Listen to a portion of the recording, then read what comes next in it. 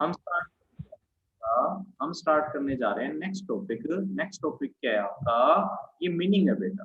क्या मीनिंग? ऐसे general words जो आपको दिखने में तो सेम लगेंगे लेकिन उनका मीनिंग क्या होता है, उनका मीनिंग अलग अलग होता है। ठीक है, आप अभी स्टार्ट कर रहे हो, आप चैप्टर्स पढ़ोगे, आप सब्जेक्ट पढ़ रहे हो, तो आपको क्या लगेगा कि ये मीनिंग तो, नाम तो सेम सेम। ठीक है, आप जनरली क्या करोगे, एक वर्ड की जगह दूसरा वर्ड भी बोल दोगे लेकिन वो गलत होगा। आपको जो चीज है उसके लिए वो ही वर्ड यूज करना है। ये जनरली आपका क्या है, आपकी नॉलेज लेवल को इम्प्रूव करने के लिए हम स्टार्ट करते हैं सबसे पहले अकाउंटेंसी वर्ड से। तो अकाउंटेंसी वर्ड आप खुद ही बताओ, आपने सुन रखा है या नहीं सुन रखा? सुन रखा है। अकाउंटेंसी क्या है? अकाउंटेंसी तो आपकी बुक है। अकाउंटेंसी क्या है जी? अकाउंटेंसी तो बुक है जो आप 11th क्लास में पढ़ोगे। या फिर ये क्या है, ये एक सब्जेक्ट है। तो सीधा सा जो आपने सुन रखा है हम वही लिख देते हैं। अकाउंटेंसी क्या है? इट इज ए बुक या फिर it is a subject. Okay Rahul, आप बताओ क्या कहना चाहते हो? सर आदित्य कॉल आया था, उसका आपने एक्सेप्ट नहीं किया, वो जूम पे आ चुका है। बेटा वो अपना नाम लिख के और फिर एडमिट हो, उसका नाम कुछ और दिख रहा था, उस नेम से हम एडमिट नहीं कर पाएंगे। ठीक है, चलो। तो क्या आपका सब्जेक्ट है ये एक बुक है। किसके बारे में बताती है ये? एनीवन? हर्ष, ये बुक आपको किसके बारे में बताएगी? सर अकाउंटिंग करने के बारे में। इनके बारे में, अकाउंटिंग के बारे में। और बुक हमेशा आपको क्या करती है, आपका नुकसान करती है या फायदा करती है? जो बुक से फायदा होता है, नुकसान होता है?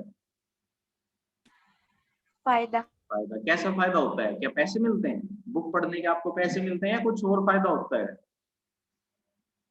सर नॉलेज मिलती है। Very good Aryan. तो क्या लिख देंगे? अकाउंटेंसी क्या है? इट इज ए बुक या फिर it is a subject which provides knowledge, जो नॉलेज प्रोवाइड करती है किसके बारे में? Which provides knowledge about accounting. तो डेफिनेशन तो रटने की जरूरत ही नहीं है। क्यों जरूरत नहीं है? क्योंकि देखो बेटा, क्या हमने आप ही में से आंसर निकाला। अकाउंटेंसी क्या है? आपकी बुक है, सब्जेक्ट है। ये क्या देगा आपको? नॉलेज देगा। पैसे थोड़ी ना देगा, ये आपको नॉलेज देगा। किसके बारे में नॉलेज देगा? अकाउंटिंग के बारे में। अकाउंटिंग के बारे में जो भी सब्जेक्ट आपको नॉलेज देती है वो क्या कहलाती है? वो कहलाती है अकाउंटेंसी। तो आप 11th क्लास में बहुत सारे सब्जेक्ट पढ़ोगे, आपके सब्जेक्ट का नाम बताना। आपके सब्जेक्ट का नाम अकाउंटेंसी होगा, अकाउंटिंग होगा या अकाउंट होगा आर्यन? Sir accountant. अकाउंटेंसी होगा। ठीक है, आपका सब्जेक्ट क्या है? अकाउंटेंसी है, जो आपको अकाउंटिंग के बारे में सिखाएगा। ठीक है जी। अब नेक्स्ट पे आते हैं हम कि ये अकाउंटिंग क्या होती है। अभी हमने क्या देखा कि एक सब्जेक्ट है जो अकाउंटिंग के बारे में सिखाएगा। अब ये तो पता होना चाहिए ना कि अकाउंटिंग क्या होती है। अकाउंटिंग बेटा एक लंबी प्रोसेस होती है। अकाउंटिंग एक आपकी प्रोसेस है।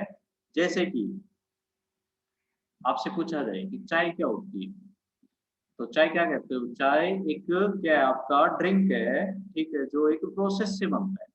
ओके, किस प्रोसेस से बनता है? आप उसमें शुगर ऐड करते हो, आप उसमें टी ऐड करते हो, आप उसमें वाटर ऐड करते हो, मिल्क ऐड करते हो, और फिर कुछ और भी इंग्रेडिएंट्स आप अपने अकॉर्डिंग डाल देते हो, उसको बॉईल करते हो। एक प्रोसेस होती है, तभी तो जाके आपकी टी बनती है, चाय बनती है। ऐसा थोड़ी ना है कि आपको ऐसे ही चाय वो पहले से प्रिपेयर मिलती है जी। एक प्रोसेस के थ्रू आपको चाय मिलती है। ऐसे ही क्या है, अकाउंटिंग है। अकाउंटिंग क्या है आपकी? अकाउंटिंग भी एक प्रोसेस है। ठीक है जी। तो ये एक प्रोसेस है। कैसी प्रोसेस है? ओ, किसकी प्रोसेस है? आप खुद ही बताना बेटा। ठीक है, ये आपका बिजनेस है। बिजनेस में आप रिकॉर्ड रखना चाहोगे या नहीं रखना चाहोगे? और आप बताना, आप रिकॉर्ड रखना चाहते हो चीजों का या नहीं रखना चाहते? सर चाहते हैं। क्यों? क्योंकि देखो, आप पढ़ते हो तब भी तो रिकॉर्ड रखते हो। आपने जो क्लास वर्क किया आप उसको रिकॉर्ड कर लेते हो, प्लस अपनी प्रैक्टिस के लिए आप होमवर्क भी करते हो। क्यों? ताकि आपको याद रहे, आपको चीजें याद रहें, आपको पता रहे कि हमने क्या पढ़ा था और उसमें क्या क्या कंटेंट था। इस ऐसे ही बिजनेस में मान लो 1 अप्रैल 2021 को, 1 अप्रैल 2021 को कोई एक्टिविटी हुई, कोई एक्टिविटी हुई। ठीक है जी। अब क्या ये एक्टिविटी आपको, क्या एक्टिविटी आपको 27 सितंबर 27 सितंबर 2024 को याद रहेगी? जनरली बताना बेटा, क्या हमारा माइंड इतनी नॉर्मल चीजों को स्टोर करके रखता है? क्या याद रहती हैं हमें नॉर्मल चीजें?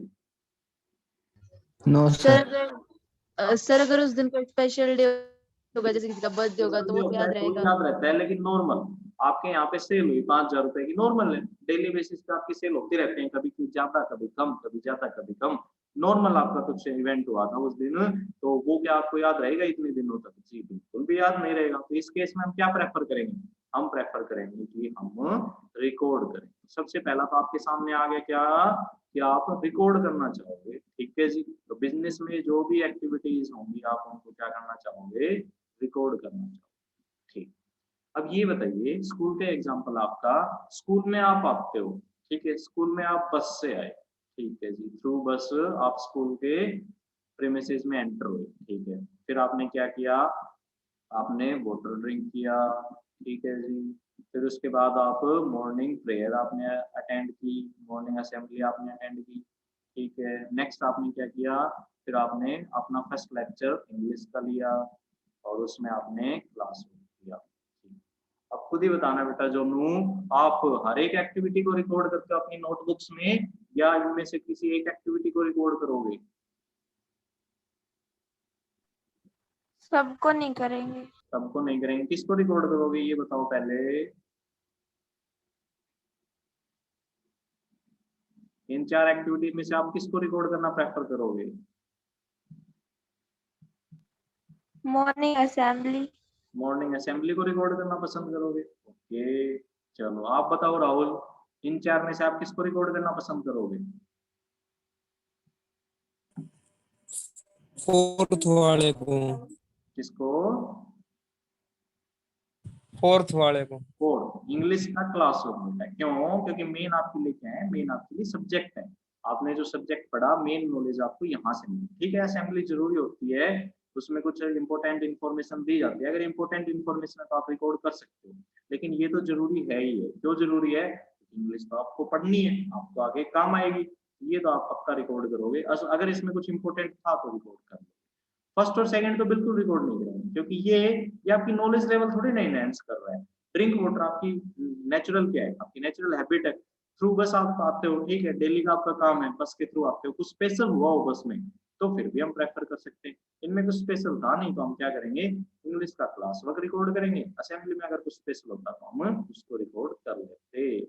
तो यहाँ पे ये एग्जाम्पल देने का क्या मीनिंग था? एग्जाम्पल देने का मीनिंग था बेटा, आप डायरेक्ट हर एक्टिविटी को रिकॉर्ड करते हो या उससे पहले चीजों को आइडेंटिफाई करते हो? आप आइडेंटिफाई करते हो कौन सी रिकॉर्ड करनी चाहिए, कौन सी नहीं रिकॉर्ड करनी चाहिए, या डायरेक्ट सभी को रिकॉर्ड करने लग जाते हो? हर्ष बताना, क्या हर एक को आप रिकॉर्ड करने बैठ जाते हो या फिर आइडेंटिफाई करते हो सबसे पहले? सर पहले आइडेंटिफाई करते हैं। हाँ बिल्कुल सही कहा, पहले आइडेंटिफाई करोगे, वरना ऐसे तो बहुत सारी एक्टिविटीज आपके साथ होती हैं। तो बिजनेस में भी सबसे पहले आप आइडेंटिफाई करोगे या रिकॉर्ड करने बैठ जाओगे? बिजनेस में भी हम सबसे पहले क्या करेंगे? आइडेंटिफाई करेंगे चीजों को कि कौन सी रिकॉर्ड करने लायक है और कौन सी रिकॉर्ड करने लायक नहीं। तो 2 स्टेप अभी तक हमें पता लगे। जैसे चाय में बहुत सारी प्रोसेस होती थी, पहले आप पानी गर्म करते हो, फिर उसके बाद आप शुगर डालते हो, टी डालते हो। ऐसे इसमें सबसे पहले क्या होगा? सबसे पहले आइडेंटिफाई करोगे, फिर आप रिकॉर्ड करोगे, ठीक है।